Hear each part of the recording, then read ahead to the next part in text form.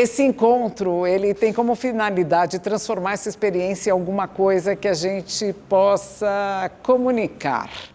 Porque a obra Visão nasceu de um convite, nasceu de um café com o Gabriel. A gente foi tomar café e o Gabriel falou, olha, tem um call para a capela.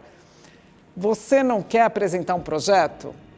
E eu falei para ele, Gá, não vou conseguir, eu estou atolada de coisas, não vai rolar. Isso foi em 2019.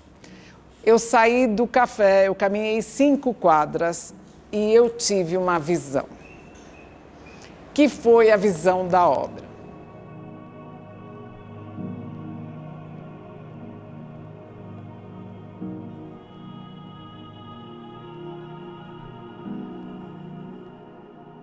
Então, a primeira coisa que eu pensei foi para que serve uma capela, para que serve um museu.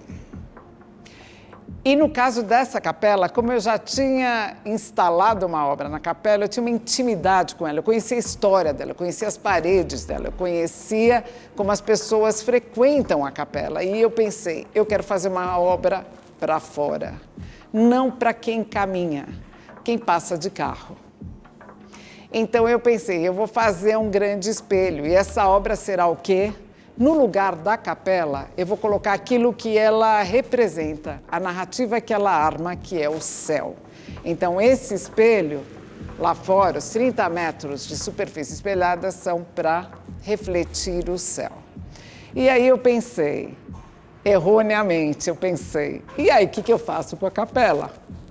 Então eu imaginei que algumas pessoas sempre vêm à capela e essas pessoas iam atravessar os espelhos e subindo a escada teriam suas pupilas muito fechadas, comprimidas e aí eu falei, elas entrarão no espaço da capela completamente vazio, completamente escuro.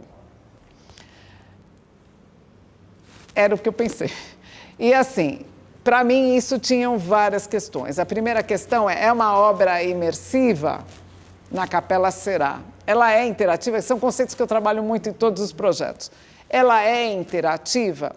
Eu falei e pensei, será? Porque neste experimento, nesta obra, a interação acontece na visão, no olho de quem entra, no participante. Eu subo a escada de pedra. Me deparo cheio de espelhos que refletem uma luz branca bem brilhante. Adentramos no espaço. O espaço está inteiramente escuro e eu não consigo ver nada. Me vem uma sensação de atenção. Uma atenção que beira quase o desespero. E fico parado, quase perdido no meio do nada. O desespero aos poucos vai baixando. O silêncio vai demonstrando um pouco da área externa, da qual eu nem tinha notado. Uma mata enorme, barulhos de animais, pássaros, grilos, em plena São Paulo. O nada passa a ser algo muito acolhedor. É um espaço modesto em sua dimensão, até pequeno do que parecia ser. Quando entrei no escuro, parecia que era uma imensidão, mas ao observar e começar a ver um pouco mais, eu vejo que é um espaço bem pequeno. A luz parece bem avermelhada. As paredes, o chão, parecia que era uma luz vermelha, bem leve, que iluminava de maneira bem suave o espaço. Vou sentando e só aos poucos vou me deparando que não tem nenhuma luz iluminando. E que é os meus próprios olhos que está começando a ver. E que no mergulho da escuridão, a gente depois de um tempo consegue enxergar e ter uma clareza, né, das coisas. Propusemos para o Henrique e eles curtiram a ideia. E era 2019, antes do Covid. Quando estourou o Covid, foi muito interessante, porque eu pensei, nossa, essa obra vai dar realmente para ser vivida. Eu sempre focando na parte dos espelhos, tá? Na parte do céu. Aquilo que representava o exterior, a capela interagindo com o seu exterior, ao mesmo tempo obstruída, a ilusão do desaparecimento e depois a revelação, no sentido de que quando eu entro, o que se revela É a minha visão e também ela, enquanto um espaço completamente distinto. Por quê? Porque esta capela, se a gente acender todas as luzes, a experiência dela é completamente diferente. Eu prometo para vocês, a gente pode fazer a experiência no final. Então, assim, a ideia de viver esse espaço de um outro ponto de vista, para mim também juntava com a resposta que eu queria dar para que serve o museu. Para nos ensinar a ver, para explorar questões da percepção humana, física, e também de outras naturezas. A área iluminada do exterior da obra, em contraposição com o silêncio e com a escuridão do interior da capela, leva a uma conclusão de que o que nós pensamos ser a realidade, na verdade, é apenas uma interpretação dos estímulos que recebemos. Quando somos privados desses estímulos, resta-nos apenas olhar para nós mesmos. E foi essa experiência que eu tive com visão. O aparato mais desenvolvido em mim é a visão. Eu tenho consciência disso, sempre foi assim. Também não sou uma artista que observa e desenha. Eu sou uma artista que desenha para o espaço, que faz obra site-specific. Então, essas respostas, esta obra é uma resposta a estas perguntas. E dentro disso, um pouco da lógica do que eu aprendi, que é a visão. A gente, quando fala de visão, em geral, a gente se preocupa em... tive uma visão. Significa eu vi um objeto, eu vi uma forma, eu vi um rosto.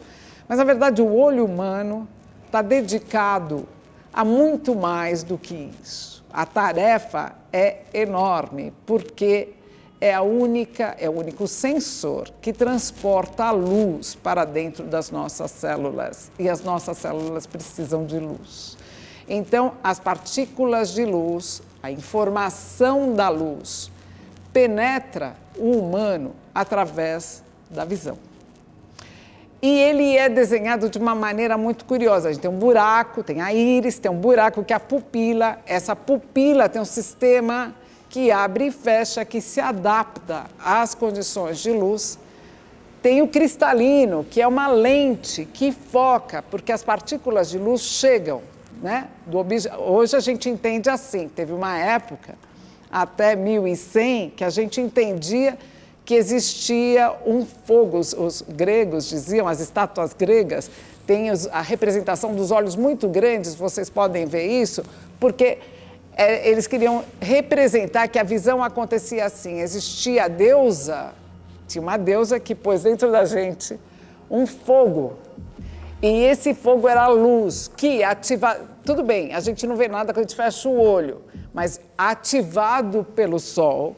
Claro, não tinha luz elétrica. Ativado pelo sol, a fornalha acendia e eu passava a ver os objetos. Então, a luz estava dentro de mim e não fora de mim. Mas o que eu queria falar, antes de passar a palavra para eles, que a gente está aqui para ouvi-los, é que o olho recebe, então, os fótons de luz. Esses fótons são encaminhados para a única parte do nosso cérebro que foi exprimida pela evolução para fora da caixa craniana e localizada na órbita ocular, que é a retina. A retina é um pedaço do cérebro exposto, do nosso sistema nervoso central. E ela, o cristalino, joga para ela os fótons de luz. Aí na retina existem cones e bastonetes, que são os fotorreceptores. Esses fotorreceptores, em humanos, nós somos tricolores, RGB. Então, esses fótons processam, a retina processa essa informação que ainda é química, transforma isso em sinal elétrico, que é a única forma do cérebro entender, e aí nós vemos. Então, o que nós vemos, e é isso que eu acho importante dizer aqui, dentro do contexto da cultura, da religião, da arte. É um construto. Claro que baseado num impacto dos fótons, num sensor que eu tenho, que é o meu olho, que é como ele funciona, mas baseado nisso eu construo o mundo externo. E o sistema é bom, porque na maioria dos casos, quando eu estico a mão para pegar a garrafa de água, eu alcanço. Agora, qual é a cor da garrafa de água? Essa garrafa é verde? Não, verde é aquilo que ela não absorveu e ela é verde em relação ao que está em volta dela. Ela é verde em relação ao vermelho e o azul, aquela coisa tricolor, que o meu cérebro não processou. Então, assim, o mundo é uma ilusão. É uma criação a partir nesse sentido de que é um sonho. E a gente pode sonhar muitas coisas, a gente pode criar muitas coisas. Então, esse trabalho, Visão, para mim, tinha isso quando eu pensei. Ele é motivado por várias coisas. O Henrique Siqueira mesmo fala que, para ele, esse projeto tem um ar de renascença, dessa missa de Páscoa no escuro. Por isso esse cenário que ele propôs. Então, é isso que a gente está levando para vocês. Visão revela um olho que primeiro sente e depois vê. É uma experiência que ela inverte o sentido da percepção humana, né? Eu entrei na obra sem expectativas intelectuais. Adentrei a capela e senti o escuro. Procurei a luz, que aos poucos chegou. Bom, aos poucos implicou numa enxurrada de sensações físicas, de sensações que procuravam suprir a falta de informações visuais. É interessante, não gerou nenhuma insegurança, nada, mas gerou uma procura de adaptação àquela situação. E quando eu pude identificar o local e os detalhes, uma calma interna inundou o meu corpo. Finalmente me senti em território conhecido. Daí em diante, eu fui reconhecendo o local e eu já estava satisfeita de estar podendo enxergar, e eu comecei a ver detalhes que antes eram desconhecidos para mim visualmente. E aí eu comecei a conversar com as pessoas em volta, comecei a trocar com os outros que estavam no espaço. E é interessante o tipo de troca que o escuro provocou. Era uma troca quase infantil. O que você sente? O que você está pensando? Sabe? São coisas que a gente nunca conversa quando a gente está dominando o espaço, vamos dizer, dominando o local. Então é muito interessante essa situação do desconhecido. E o mais impressionante é que é uma experiência que eu repeti depois na minha casa e me lembrei da minha infância. Isso foi o mais interessante de tudo.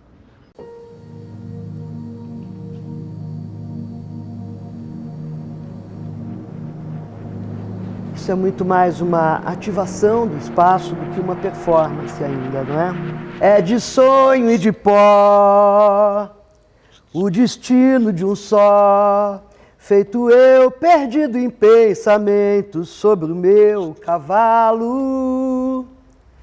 Como eu não sei rezar, só queria mostrar meu olhar, meu olhar, meu olhar. Eu vim aqui para conversar sobre os espelhos, sobre os reflexos, sobre a finitude e a infinitude. Mas eu poderia pensar em Narciso, eu poderia pensar em Velázquez e suas meninas e seus duplos, eu poderia pensar em Anish Kapoor e seus reflexos para o céu, para as cidades. Eu poderia também tentar compartilhar algo de um pouco mais espiritual, pensando um pouco no compartilhamento, na multiplicação, como fez Jesus Cristo na multiplicação dos pães. Afinal, o espelho e esse lugar são propícios a pensarmos em toda uma escala de magia, de mágicas, de sensações que afetam o nosso corpo e a nossa visão. Visão é isso. Eu acho que eu estou tendo uma visão ou que eu estou sonhando. Mas seria ela real? Virtual? atual? Não há nada de impensável na presença do meu corpo, apenas que ele não pode ser tocado. Apenas que ainda não posso ver os meus olhos no espelho, se a penumbra veda o quase espaço que percorro, em busca de encontrar um olhar vivo, uma espécie de visão que a rua me trouxe há minutos atrás. Ah, a Avenida Morumbi, dos mirantes e dos amassos, que tantos amores acolheu. Ah, que são aquelas árvores que vi refletidas numa faixa. E por mais que eu me desloque, por mais que eu busque um objeto fixo, não consigo subtraí-lo à sua condição de simulacro. No espelhamento, emulam-se os desejos como sombras, os duplos da infinitude almejada. Em plena cidade, em plena rua, sim, são simulacros de um campo tátil, da vida que emerge dos troncos e propaga sua verditude lá, para o outro lado da rua. O espelho é uma fresta. Entro por ela e percebo que cheguei a um lugar, aquele quase espaço ao qual muitas vezes não temos acesso. Uma história sem fim, sabe? Aquela história do País das Maravilhas. Eu vou te recontar essa história.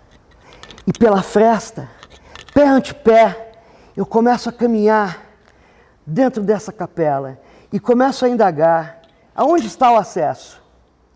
Um passo para frente, um passo para o lado, um passo para trás.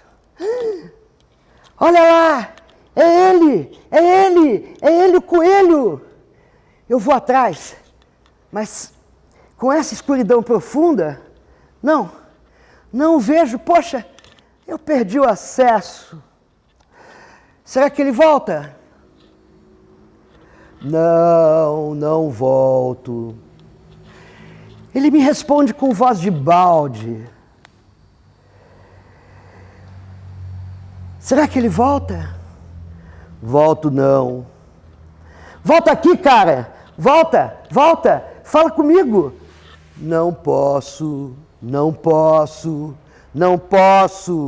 Ah, eu tenho pressa. É tarde até que arde. Ai, meu Deus, é tarde. Pô, esse coelho safado já está no mundo da aceleração. Eita! E de repente, a escuridão me pega. Droga, agora eu não vejo mais nada. A sensação, várias sensações se apossam de mim, faz escuro. Estou dentro e estou fora. Mas não importa, no cheio e no vazio, se eu continuar andando. Sei não. Eu posso cair dentro de um poço. Um poço vazio. Será que vai dar? Não há nada de impensável na presença do meu corpo. Que país é este? Será que está escrito em algum lugar? Em alguma parede? Aonde estão as paredes? Olívia, meu cão, por que foi que eu não te trouxe? Eu queria que você estivesse aqui agora, no escuro comigo. A curadora Caroline Christophe Bragaviev, na 13ª Documenta, sabe o que ela disse? Ela trouxe o cachorro para o palco, na primeira conferência de abertura da Documenta, e ela disse que os cachorros, eles deviam ter direito a voto. Então, Olívia, eu queria que você estivesse aqui comigo. E se aparecesse um morcego, um rato, ou mesmo um mosquito, eu sei que você ia querer pular e dar uma patada neles. Talvez os comesse, frente ao meu desespero de te ver trazendo um deles orgulhosamente em sua boca, carregando a sua caça garbosamente. E então eu lhe diria: Olívia, pelo amor de Deus, para com isso, largue esses bichos. Que estranha visão. Cuidado, Dani, cuidado para não cair. Devagar, pé ante pé, respire, senta. Não dá, nossa, é só o vazio ao meu redor. Respire. Respire. Como você quer encontrar o acesso se você não consegue respirar? Continua tudo escuro, mas eu começo a me acostumar com o vazio. Ou com o cheio da escuridão. Sabe o que me vem à mente? Eu me lembro então daquele verde refletido no espelho quando eu cheguei. Aquele verde que era uma quase impossibilidade. Aquele verde do lado de lá da rua, que queria abraçar e se atracar com aqueles troncos, aqueles galhos, aquele outro verde.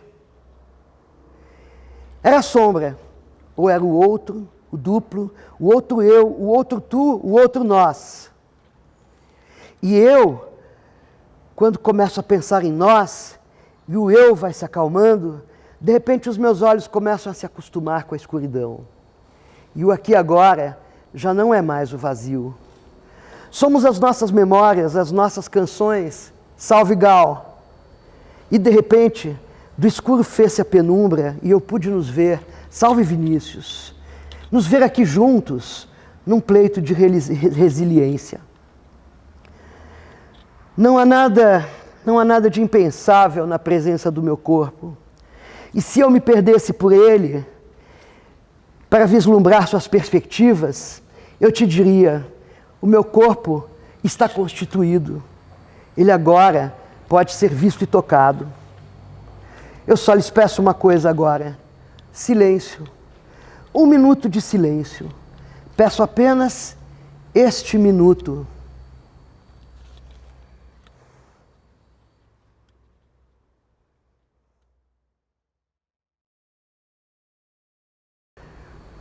Não acabou o minuto, mas o minuto é uma imensidão quando ficamos em silêncio.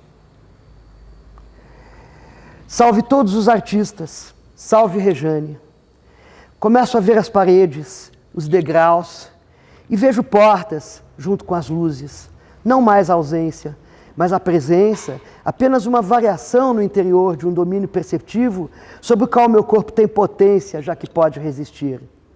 A resistência a qualquer variação da perspectiva, à minha visão.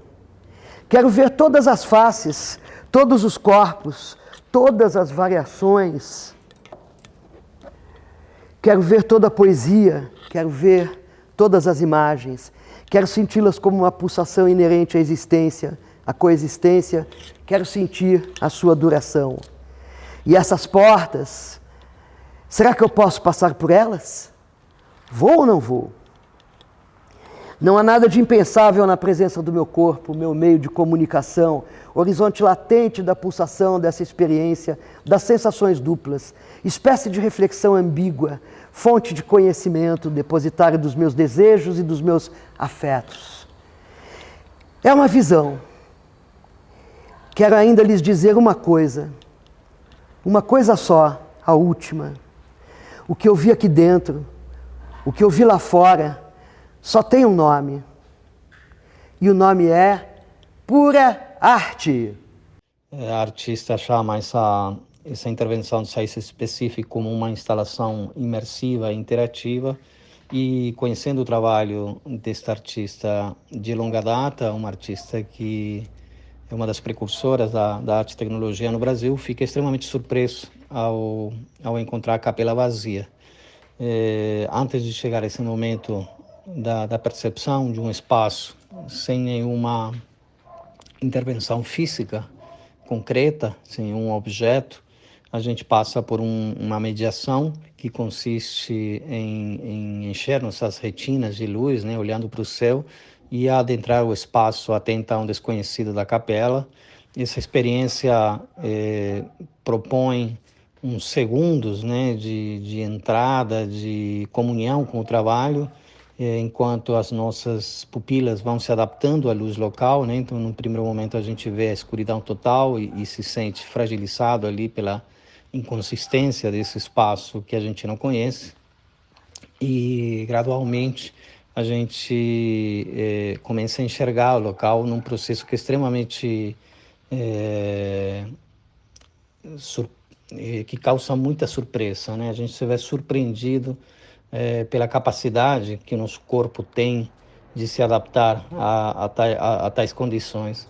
Num segundo momento, logo ainda dentro dessa primeira parte da experiência, a gente percebe uma relação muito forte, claro, primeiro com o corpo, mas depois com aquele local específico, um local que supostamente seria uma capela, mas que, de fato, ela está num local que pertenceu aos ancestrais que habitavam esse território, né? Há todo um diálogo ali com a construção de cidade, como é que se faz o território político do que a gente chama cidade, né? Quando a gente é convocado a lidar com os extremos do nosso corpo, né? De maneira perceptiva, e depois com os extremos da memória, a gente começa a enxergar esses silêncios e esses gritos, esses alaridos, né?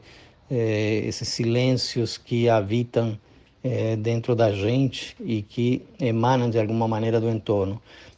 Após esse primeiro momento, eu fiquei extremamente surpreso pelo fato de não haver objeto nenhum dentro da capela. A capela está nua, né? E o que me chamou tremendamente a atenção foi ao olhar para o teto da capela, como as pequenas frestas de luz que entravam por entre as telhas demarcavam um grid praticamente ortogonal, né? De uma maneira muito precisa. E aí que me veio o insight de que essa é a grande sacada desse trabalho de um artista que nos acostumou a entender o espaço enquanto abstração, né, através das construções matemáticas e tecnológicas do seu próprio repertório, né. Para mim ficou muito claro que aquela Rejane estava presente nesse trabalho, nesse momento que eu olhei para cima e encontrei de uma maneira extremamente sutil, precisa e ao mesmo tempo cativante, né? Aquele repertório que eu esperava encontrar de alguma maneira, né? Então eu acho que essa subversão que o artista faz dos seus próprios processos e da sua própria sensibilidade, ela chega num ponto exuberante, no momento em que ela remete a todo esse aparelho tecnológico que tomou conta da vida contemporânea de uma maneira que nos convida a uma comunhão com o nosso próprio corpo e com a própria natureza. De certa forma, o que está faltando hoje em dia a partir desses excessos que vêm sendo acometidos por esse processo histórico de tomada do cotidiano pelos equipamentos eletrônicos e digitais. Essa problemática, né, de como o que a gente tem que fazer, e eu acho que isso é um fazer, né, é um artefato, é uma artesania, para que certas coisas realmente voltem a aparecer, que o nosso olhar consiga perceber a aparência das coisas, né. Eu acho que isso tem que ver com a obra da Rejane, né, não só que a gente está experienciando hoje, mas eu acho que é mais um elemento numa série que tem um problema que eu acho um problema muito, muito interessante e também a fidelidade dela a esse problema eu acho que faz um artista, né? Não, quer dizer, não só uma obra, mas uma insistência, um giro em torno de algo, né? Que é, por um lado, a tecnologia, que é, por um lado, as novas linguagens, o universo digital, o que isso produz em termos de novos horizontes, né, de aparências possíveis, e o site-specific. Não? Ou seja, eu acho que esse é um programa estético dos anos 60, 70, mais ou menos ligado à arte pop, né, que, percebendo que nós caminhávamos para um universo, vamos dizer assim, da reprodutibilidade cada vez mais barata, mais simples, e eu acho que de lá para cá ficou ainda mais barato, né? Ou seja, ficou quase imperceptível o trabalho que dá para produzir uma aparência, né? Quando a gente pensa no registro da informática, da computação, né? Que leva a gente para uma experiência que é estranha, porque você pode ver assim a Mona Lisa, você pode ver o Rijksmuseum, você pode estar no Museu de Pequim, documenta mais ou menos como se estivesse lá, né? Ou seja, a problemática, né, acho que na obra Rejane é como é que a gente faz para recuperar a potência da obra de arte quando o universo digital vai oferecendo cada vez mais e mais facilmente meios de reprodução, né? Meios que tornam aquele objeto unspecific, né? Um objeto qualquer, um objeto mais um objeto que ele poderia ser substituído aleatoriamente, combinado, inclusive com combinações interessantes, mas é a lógica da combinação que vai produzindo um mundo cada vez mais homogêneo, cada vez mais próximo assim de um duty free, onde você vê as mesmas lojas, os mesmos produtos, por mais que você viaje, né? Então, aí vem a ideia de pôr essas duas coisas juntas, né? O universo da tecnologia, da reprodutividade, e o universo daquilo que é insubstituível. Ou seja, não vai ter outra Capela Morumbi. Não tem outra que foi feita em 1835, que tem esse lugar, que é um lugar assim, que mistura muitas coisas para mim. Primeiro porque é uma fronteira, né? Uma fronteira imobiliária, é uma fronteira que se reconstruiu para marcar, né, essa forma de Brasil, né, que surgiu com a lógica dos condomínios. Isso aqui era um portão de condomínio, né? Por isso vamos renovar, por isso vamos recriar, por isso vamos fazer assim esse lugar de transição, né? Bom, condomínio como lógica de exclusão, tem estudado isso, mas, ou seja, a Rejane pega isso que já é uma reconstrução, né, de uma experiência não substituível e coloca junto, né? Então a gente tem assim esse espaço de transição, né, que ele é escópico, que ele tem que ver com luz e sombra, mas não sei se vocês repararam isso também, né? Na medida que você joga com a compressão do visual, o acústico aparece, né? Então a gente tem a luz e sombra, mas a gente tem um murmúrio entre os carros e os grilos, né? E a mata e o que está, talvez vocês aí estão escutando menos, a gente mais, né? Mas é esse efeito que a gente tem e que leva a gente para uma espécie de encruzilhada, que é a encruzilhada onde a gente está, né? Site specific. Site specific significa também a ideia de que você pode construir um olhar específico. Porque quando o mundo se torna tecnologicamente tão homogêneo, o nosso olhar vai junto, né? A gente cansa, a gente não consegue mais ter essa experiência museológica, né? De olhar e dizer, olha, aqui tem uma aura, como dizia o Benjamin, né? Aqui tem uma coisa que ela não é reprodutível. A gente vai entrando num olhar que é a reprodução antecipada do mundo tal qual ele é, né? Você, quando foi apresentar, fez um semi-ato falho, né? Entendi que você falou certo, mas eu escutei errado, né? Você falou em futuro, né? E você falou em transfuturo, né? Transfuturo se oporia ao cis-futuro, né? O cis-futuro é o futuro que fica do mesmo lado, né? É o futuro do homogêneo, que é a reprodução de um passado de olhares que a gente já tem. O transfuturo é o que você está criando aqui, é um futuro que é do outro lado, né? Que comporta opacidade, que comporta a escuridão, que comporta, portanto, incerteza, que comporta indeterminação, né? Que é o que a gente produz com esse choque de linguagens que você exatamente. O mistério, a gente falou do barroco, né? Você evocou Velázquez e é muito legal, porque a gente está numa coisa hispânica, né? Que chama isso, que chama o grego, que chama mas não tem torção, né? Não tem colunas, não tem espiralamentos, não tem exatamente folhas de uva, é o barroco, vamos dizer assim, brasileiro, né? Ele é simples, ele talvez se mostre mais nesse heterogêneo das paredes inconcluídas, né? Brasil mostra a sua cara, né? Quer dizer, um país que ao mesmo tempo agora ruínas, né? Então o que a gente vai fazer com o que sobrou, né? E ao mesmo tempo esse projeto que que não acontece, que vai sendo adiado, né? Eu acho que é muito site específico e time específico também, né? É epocal o teu trabalho, né? Queria falar também, quer dizer, de como isso dialoga com a teoria da visão, né? No fundo, eram duas teorias concorrentes sobre a visão. Uma que triunfou, e que está presente aqui na nossa experiência, que é a teoria reflexiva, né? O espelho.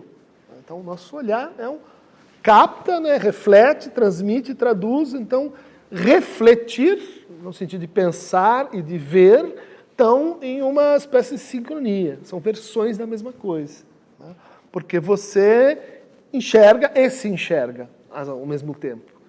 Isso está lá no Descartes. O Descartes tinha uma teoria óptica, né, de como o pensamento ele tinha essa estrutura mesmo, né?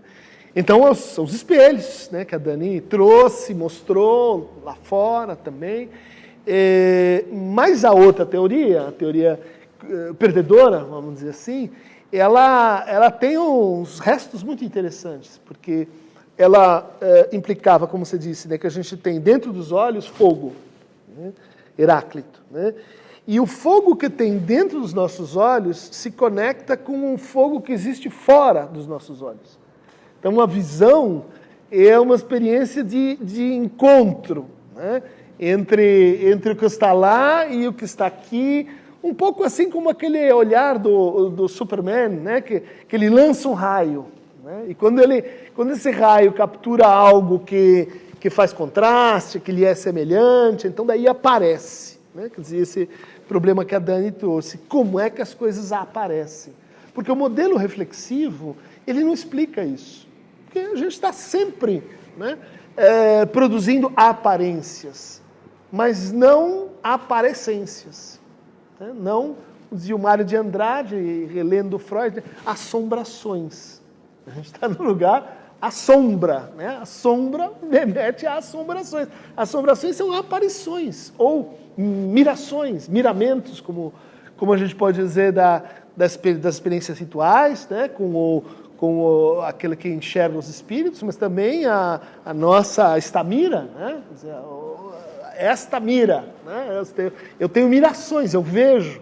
Então, que são aparições que tem que ver com assim, o cruzamento entre essas duas formas de olhar, né? Essas duas formas de visão.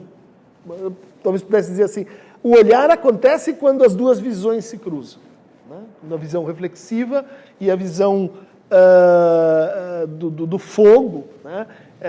Se cruzam. A nota interessante é que o Heráclito, ele pensava assim, porque ele entendia que o que a gente enxerga não são as coisas, mas são as transformações das coisas. O Heráclito inspirou Hegel, inspirou a dialética. Para ele, o mundo não é uma coleção de imagens, mas é uma coleção, uma série de transformações. Então, quando eu mando o meu raio assim de visão, o que eu estou vendo é a diferença, né? É o passado e o futuro, o que ainda não veio, é o devir, né? Bom, tem várias consequências aí na teoria estética, né? E que queria concluir com uma coisa que a Dani falou também, que é assim, esse encontro, né? Ele entre as duas formas de visão, ele, vamos dizer assim, é muito caro a psicanálise, não? Porque uma das descobertas, proposições, né, talvez mais importantes do Lacan, é de que o objeto que comanda o nosso desejo, o objeto causa do nosso desejo, ele não é um objeto transcendental só, né? Portanto, nem só da nossa memória. Ele é objeto que se posiciona no encontro entre as duas formas de visão. E por isso, ele vai ser sempre um objeto informe ou disforme do ponto de vista da percepção. Ele é esse claro escuro, essa coisa que a gente não pega muito bem e que depende de variações, como a gente produziu, vocês produziram aqui, né? Quando você ilumina a gente cria o escuro. Quando você baixa os refletores, a gente se enxerga. É incrível esse efeito que tem a ver exatamente com isso, com essa lógica da aparência, né? Das insígnias assim, mais constantes do Lacan para falar desse objeto, né, que no fundo é quase um efeito, é o brilho. O brilho é esse ponto em que a gente está vendo, mas a visão se satura até um certo ponto que você já está quase que desfalecendo na sua visão. Sua visão começa a se perturbar, ela se inquieta com essa anomalia, né? Recentemente estive em Londres com uma pesquisadora que chama Carol Leslie. E ela fez uma conferência incrível sobre o brilho. Ela falou, gente, nós precisamos estudar o brilho. Brilho, legal, brilho, né?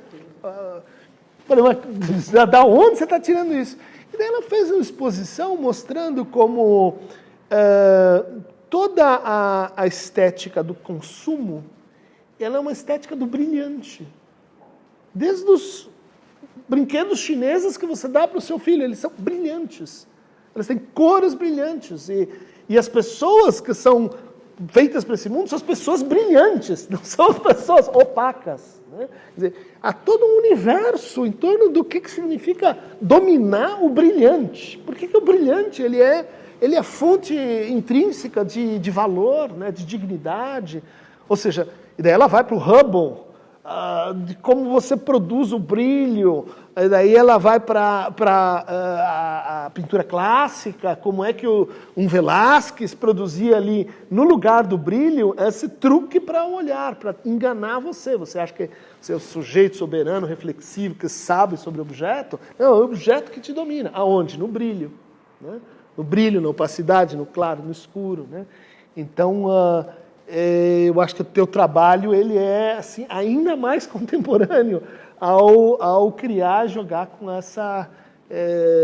esse conjunto de questões, né? Esse ponto de cruzamento, esse quiasma, né, ele tem historicamente uma origem que é as estrelas, que é a experiência de olhar as estrelas, né, e dizer, isso apareceu também no que o Dani falou, né, isso aqui, isso não é só grande, isso é incomensurável, isso é infinito, né? Era a imagem que você podia ter do infinito, né? Daí vem a ideia de que diante disso, né, o que a gente tem que seria assim o equivalente, o fogo, né, que me comunica com esse infinito e que está replicado no teto da capela. Você foi a sacada, você tem dois céus, né? Você tem o céu das estrelas, você tem o céu estrelado dessa capela. Que ela não é o juízo final, não é o Botticelli, mas é o céu, né? Então, estamos reproduzindo o céu. Quer dizer, o que é isso que é o ponto de conexão entre o céu e o infinito no céu, que seria o infinito em nós, o desejo. Daí vem desiderium. Siderium é o céu, né? Siderar. Puxa, vi uma coisa muito maior do que eu. O que eu tenho que faz conexão com isso? O meu desejo. O desejo é infinito. E o problema dele é que ele só se depara com objetos finitos, né? Então, o brilho é o truque onde você engana-se a si mesmo. Não tem uma coisa infinita, que é isso aqui, é o símbolo, né, do céu estrelado, do teto. A obra Visão, de Rejane Cantoni, me provocou um especial encontro com o espaço, com a Capela do Morumbi. Ao forçar a musculatura dos olhos, passei a enxergar no escuro, e a nave do edifício a ser preenchida por uma condição mínima de insolação que vaza por pontos milimétricos do telhado. Enxergar no escuro envolve esforço do corpo para ajustar a visão e requer disponibilidade ao rompimento com a imagem instantânea, já que o processo demora uma quantidade de minutos para se completar. Percebi essas duas faculdades, o esforço e a disponibilidade, como a primeira beleza da obra, um reconhecimento da nossa capacidade de ir além do que a velocidade do mundo contemporâneo e urbano tem nos ofertado. Ali, no escuro e no silêncio, senti um relaxamento e experimentei um momento de comunhão com a Capela do Morumbi, com o patrimônio, com as ocupações artísticas que ali acontecem há 30 anos, com o circuito da arte paulistana e com os processos de descontinuidade nas instituições culturais brasileiras. Também foi surpreendente o retorno à parte externa do prédio. Ao transpor a porta, reencontrei a insolação, que a mim surgiu como uma metáfora da complexidade do contemporâneo e das suas urgências. Mas estar cercado por uma superfície refletora e apontada para o céu também exige esforço, quanto mais em um dos pontos mais altos de São Paulo, que nos coloca mais próximos do sol. E, novamente, pareceu haver uma comunhão com a vida, com a existência, com o percurso da humanidade. Visão me lembra que, sem a participação dos visitantes, a obra não se completa, sugerindo, com muita elegância, que não estamos sozinhos.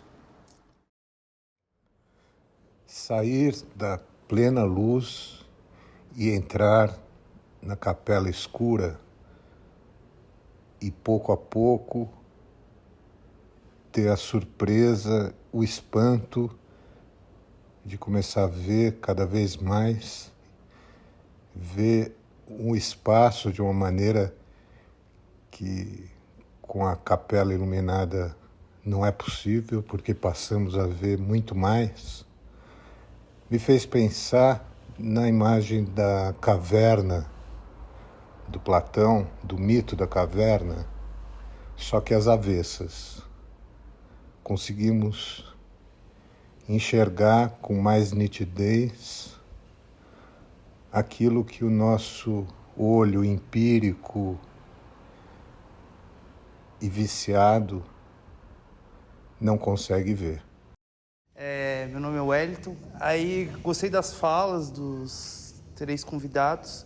Queria saber da Regiane, porque um pouco do texto fala sobre o momento que a gente ainda está passando, em certa medida, que é uma escuridão de ter tido essas perdas, né, relacionadas à pandemia, e que a obra dialogava um pouco, né? Mesmo esse espaço tem especulações de que foi pensado para ser o depósito do corpo do proprietário daqui. Tem ainda essa hipótese, entre das muitas, né? Como que essa escuridão, pensando que aqui boa parte foi feita por indígenas, no território indígena, meio que esse contato entre essas culturas, né? A cultura que enterra seus corpos, dos cemitérios, que não eram algo comum para a cultura daqui, essa escuridão, né? Esses processos de escuridão que a gente está vivendo, essa obra também dialoga, traz todas essas imagens, né? Do velório, do velar e que talvez tenha essa oposição da luz, né? Da esperança, da gente pensar que se isso tem nesse pensamento, nesse processo seu. É mais uma pergunta nesse sentido, assim. Eu estou num luto de 4 anos, todo mundo aqui sabe. E o trabalho, quando ele nasceu, eu fiquei muito impactada dele ter sido uma luz mesmo, assim, porque ele veio tão rápido. É difícil, o trabalho é muito pensado. Eu penso muito, faço muitas perguntas antes de desenhar um projeto, porque um projeto site específico tem que estar em diálogo com o lugar. Mas esse, ele veio, eu achei que ele estava super adequado para o lugar, mas ele foi uma visão. E foi no momento onde eu tinha me perguntado, eu sou cientista, muito cientista, e para mim essa pergunta, essa relação com a morte, essa relação sempre foi, assim, como cientista eu não posso acreditar em nada, eu não posso ter fé. O cientista precisa observar. E ele não pode ter fé para não criar construtos falsos. Eu preciso prestar muita atenção na minha percepção. Todo o meu projeto tem a ver com a ideia de percepção. Mas aqui, fazer essa obra na capela, nesse momento, assim, esse ano, faz 7 anos, completa 7 anos que eu entrei numa aventura com o Léo de doença, 3 anos e 4 anos de luto. Então, esse ano, que completou 7 anos, que é também o ano de realização dessa obra, da visão, para mim, pessoalmente, estou falando uma coisa bem pessoal aqui, tem a ver... Eu falei para mim esse ano, eu sou uma pessoa otimista. Eu sempre fui. É o otimismo que me guia. É o otimismo que me faz criar obras de muito risco. É o otimismo, não é segurança, é o otimismo. Vai dar certo, né? Vai dar certo. A equipe é sempre incrível. Eu tenho uma relação... eu não penso que uma obra é a obra de uma pessoa, eu acho que uma obra é uma obra coletiva. Nós estamos construindo essa obra aqui agora juntos. E a história inteira que está aqui está dentro da obra, ela faz parte, ela compõe. Então, eu sempre penso que se a minha receita de bolo tem bons ingredientes, ela vai dar certo. E esse ano dos 7 anos aí, eu falei, são 7 anos. Daqui para frente, eu não vou deixar de sentir o que eu sentia e o que eu sinto pelo Léo. Mas daqui para frente, o peso, a dor, não vai estar dentro de mim, não vai estar na minha frente, não vai estar na minha visão.